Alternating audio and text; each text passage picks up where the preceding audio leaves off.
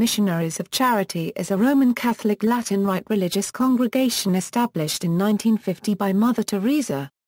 It consists of over 4,501 religious sisters and is active in 133 countries. Members of the order designate their affiliation using the order's initials. MC. A member of the congregation must adhere to the vows of chastity, poverty, obedience, and the fourth vow, to give wholehearted free service to the poorest of the poor. Today, the order consists of both contemplative and active branches of brothers and sisters over several different countries. In 1963, both the contemplative branch of the sisters and the active branch of the brothers were founded, brothers being co-founded by then Australian Jesuit Fr. Ian Travers-Ball S.J. In 1979 the contemplative branch of the brothers was added, and in 1984 a priest branch, the Missionaries of Charity Fathers, was founded by Mother Teresa with Fr. Joseph Langford, combining the vocation of the Missionaries of Charity with the Ministerial Priesthood.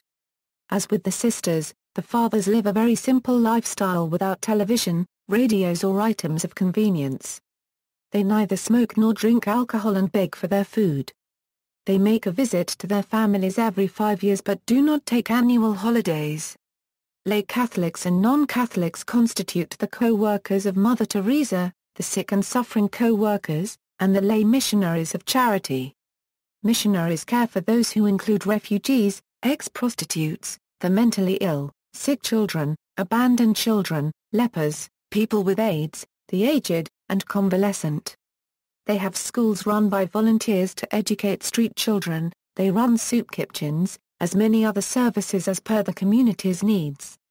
They have 19 homes in Kolkata alone, which include homes for women, for orphan children, and for the dying.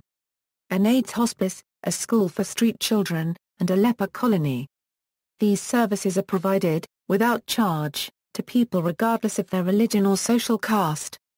In 1990, Mother Teresa asked to resign as head of the missionaries, but was soon voted back in as Superior General.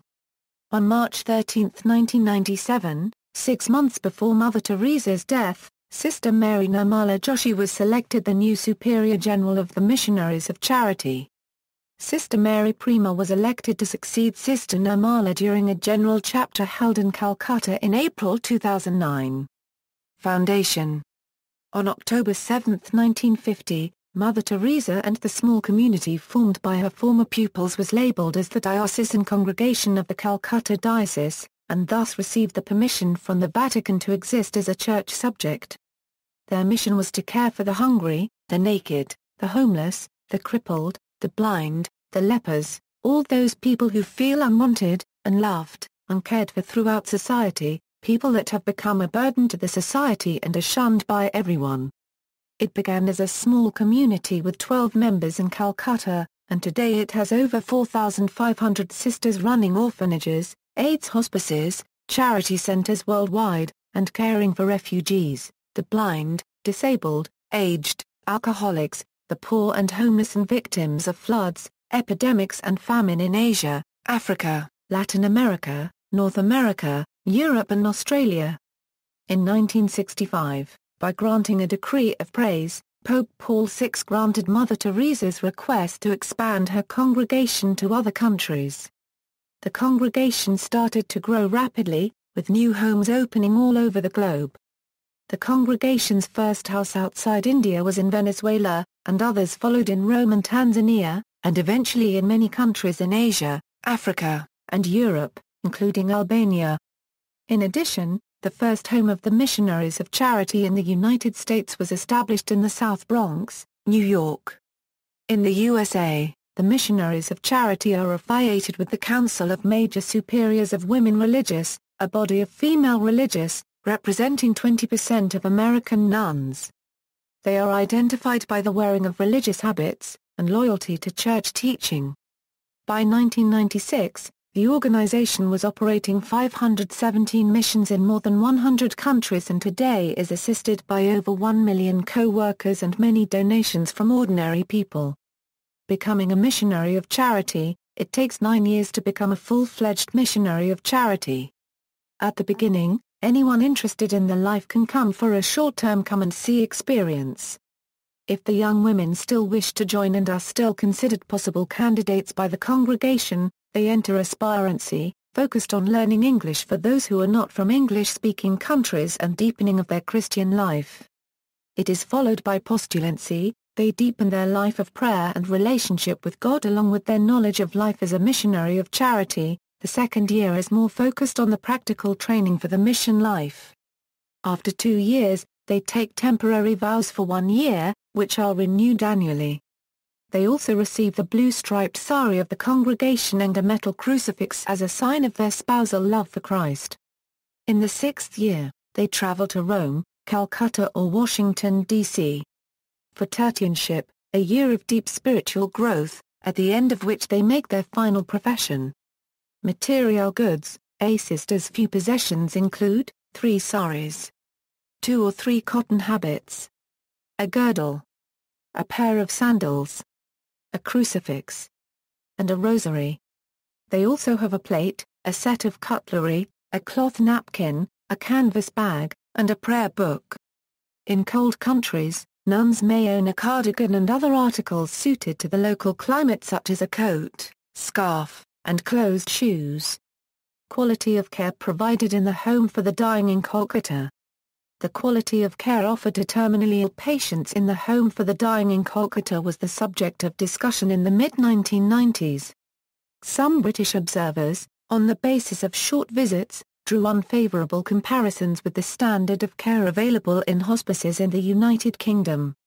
Remarks made by Dr. Robin Fox relative to the lack of full-time medically trained personnel and the absence of strong analgesics were published in a brief memoir in an issue of The Lancet in 1994. These remarks were criticised in a later issue of The Lancet on the ground that they failed to take account of Indian conditions, specifically the fact that government regulations effectively precluded the use of morphine outside large hospitals. A British former volunteer at the home objected that syringes were rinsed in cold water and reused, that inmates were given cold baths, and that aspirin was administered to people with terminal cancer. Fox made no reference to any of these practices, but noted that the inmates were eating heartily and doing well, and that the sisters and volunteers focused on cleanliness, tending wounds and sores, and providing loving kindness. The use of aspirin to relieve mild to moderate pain in those suffering terminal cancer remains standard practice worldwide as approved by the WHO. The lifespan of a sterilizable needle and syringe was estimated in 1995 to be between 50 and 200 injections depending on the hardness of local water. Notes. Further reading, González Bellardo, Jose. Copyright Louis Teresa. Mother Teresa, in My Own Words. New York, Gramercy Book. ISBN A0-517-20169-0. Brian Culler Dietschuk. Mother Teresa. Mother Teresa, Come Be My Light, The Private Writings of the Saint of Calcutta, Garden City, New York, Doubleday. ISBN A0-385-52037-9. Muggeridge, Malcolm. Something Beautiful for God. London, Collins, 1971. ISBN 0-06-066043-0. Christopher Hitchens, The Missionary Position, Mother Teresa in Theory and Practice, ISBN 1-85084-054-X. Plus a debate in the New York Review of Books, Defense of Mother Teresa, Hitchens' answer, Lay's reply. External links, Mother Teresa Center, Missionaries of Charity Fathers official website, Missionaries of Charity Brothers, Mother Teresa of Calcutta Frontline, Mother Teresa biography at the Nobel Prize Foundation site has some information on the history and activities of the Missionaries of Charity. Time magazine 100 Most Important People of the Century, CNN Mother Teresa, Angel of Mercy link no longer works. Eternal Word Television Network History of the Order and Bio of Sister Nirmala, letter by Pope John Paul II on the 50th anniversary of the Order in 2000, Teresa's Volunteers photo document on volunteers working at Nirmal Ride in Calcutta, by photographer Wim Klerkx, 1998.